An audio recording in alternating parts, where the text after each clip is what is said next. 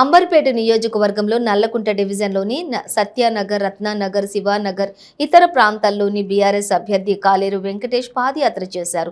అనంతరం ఆయన మాట్లాడుతూ అన్ని సంక్షేమ పథకాలు అందరికీ అందుతున్నాయని, బీఆర్ఎస్ను గెలిపిస్తే నియోజకవర్గం ప్రజలకు మరికొన్ని నూతన పథకాలు అందజేస్తామని హామీ ఇచ్చారు. ఈ కార్యక్రమంలోని BRS senior leader builder Praveen, ఇతర లీడర్లు, కార్యకర్తలు పాల్గొన్నారు.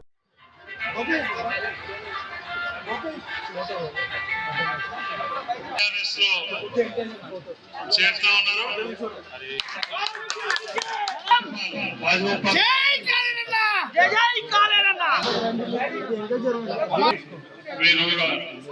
సంతోషం ఈరోజు మరి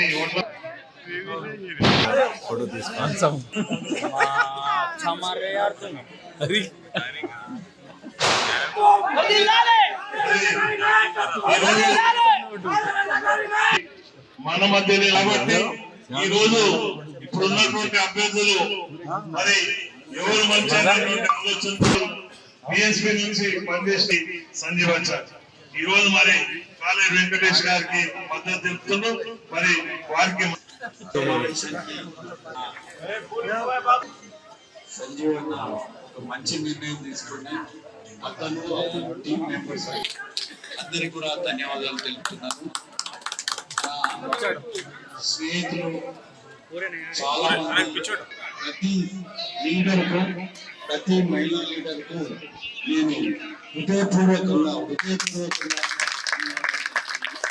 ఇంకా మనకు 5 రోజులే మిగిలి, ఆ 5 రోజులు మనం అందరం కష్టపడితే, రోజు నేను ఇక్కడ నుంచి పోతుంటే మన ఇంటి ముందు వాళ్ళు నీళ్లు చల్లితే మొత్తం తెల్లగా రోడ్డు కనబడుతుంది.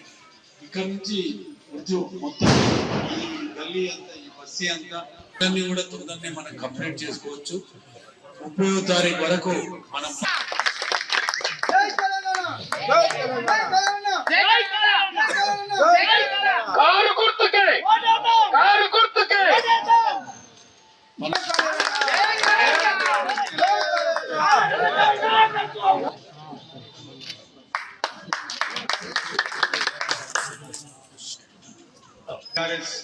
నాయకులందరికీ, మా బస్సు కరప్షన్ అందరికీ ధన్యవాదాలు.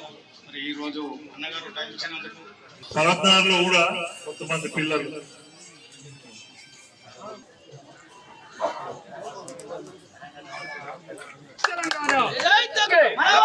కారు గుర్తుకే కాలేరు నాయకత్వం. ఈరోజు ప్రజల కోసం